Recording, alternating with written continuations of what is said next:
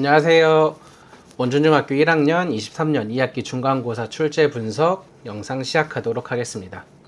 오늘 중학교 1학년 학생들 중학교 들어와서 이제 첫 시험을 봤는데 정말 고생했다라고 말해주고 싶습니다. 보통 2학년부터 첫 시험을 봤는데 올해 되게 오랜만에 1학년이 이제 시험을 봤죠. 그래서 내가 알고 있는 거랑 시험 보는 거랑 정말 많이 다르기 때문에 열심히 준비했을 텐데 꼭 좋은 결과 있었기를 바라도록 하겠습니다. 가장 궁금해하실 오늘의 시험 난이도부터 좀 말씀을 드릴 건데요. 중, 상, 최상 중에 상보단 조금 더 어려웠고요. 완전 어려운 최상까지는 아닌 요 가운데 상과 최상 가운데 정도의 난이도였다고 생각을 합니다. 그 이유가 시험 내에 쉬운 문제들도 있고 어려운 문제들도 있었는데 그 둘의 난이도 차이가 꽤 되게 많이 났어요. 그래서 쉬운 문제만 보면 평이한 시험이었는데 어려운 문제들은 꽤 난이도가 되게 높았거든요. 그러면 이렇게 됐을 때 문제가 체감 난이도가 되게 높아집니다. 쉬운 문제 풀다가 갑자기 어려운 문제가 튀어나오고 하면은 왜 이렇게 이 문제가 더 어렵게 느껴지기 때문에 체감 난이도가 많이 높았을 시험이라고 생각을 하고 있습니다. 특히 통계 그래프 해석 문제에서 계산이 좀 아무래도 필요하다 보니 여기서 이제 학생들이 실수를 좀 많이 하고요. 다음에 평행선 단어는 원래 어렵게 나오기도 하는데 이번에는 좀 평이하게 출제됐습니다. 대신에 작도와 합동에서 대부분 어려운 문제는 다 2단원에서 나왔는데 이제 뒤에서 한번 같이 알아보도록 할게요. 첫 번째, 통계 계산이 좀 필요한 문항은 객관식 3번, 객관식 7번이었어요. 그래서 객관식 3번, 객관식 7번은 어떤 한 문제는 이제 상대 도수, 하나는 도수 분포표를 줄기와 입 그래프와 연관지어서 푸는 문제인데 아무래도 곱하기, 더하기 같은 계산이 좀 많이 필요하다 보니 좀 실수했을 가능성도 있는데 문제 난이도 자체는 어렵지 않아서 그냥 꼼꼼하게 천천히 풀었던 학생들은 충분히 둘 다 맞출 수 있었을 문제였습니다. 다음에 낯선 유형으로 객관식 11번입니다. 객관식 11번 같은 경우는 뭐 이제 막곡지각, 동의각 또는 이제 뭐 길이가 같다, 평행 등의 여러 가지 보기들이 나와 있었는데요.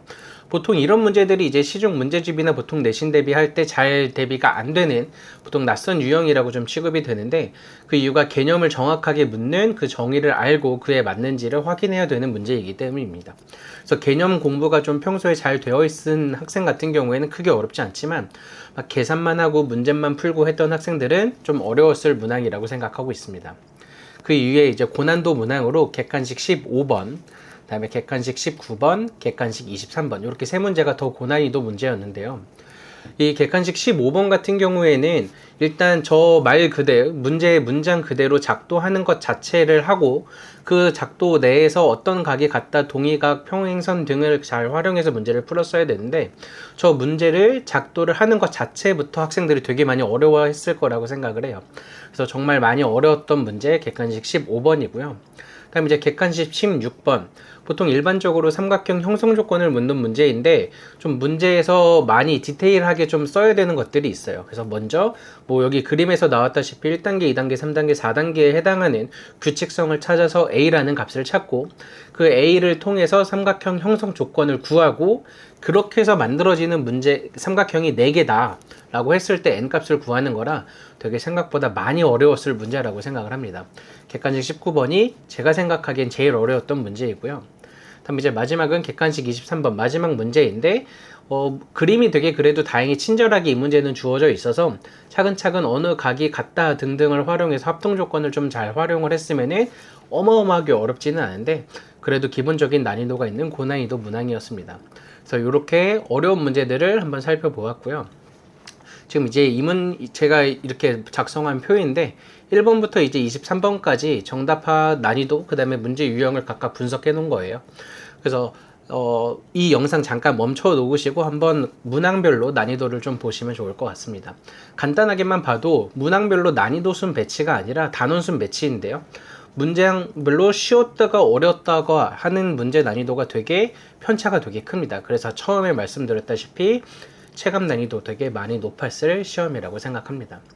제가 생각하는 온천중학교 1학년에서 한 반당 다 맞을 학생들은 그래도 1학년 학생이니까 한두 명 정도 있지 않을까 싶습니다. 그래서 반에서 1명 또는 2명 정도가 다 맞을 것이다 라고 좀 예상을 하고요. 제일 어려웠을 아까 19번 같은 경우 하나 틀린 문제가 대부분 많이 틀려서 한 7, 8명 정도가 한 문제 정도 틀리지 않았을까 라는 생각을 하고 있습니다. 이렇게 원천중학교의 1학년 시험을 알아보았고요. 마지막으로 이제 10월에 하는 저희 학원 설명회 한번 홍보 같이 해드릴게요. 그래서 10월 12일 목요일 점심 12시에 저희 학원 수업 시스템에 대해서 설명을 하고요. 다음에 그 주 토요일 날 오후 3시에 예비고1 대상으로 고등학교 가기 전에 겨울방학 전까지 꼭 해야 되는 3가지에 대해서 설명이 준비가 되어 있으니 관심 있으시면 학원으로 전화 주셔서 설명에 신청해 주시면 감사할 것 같습니다.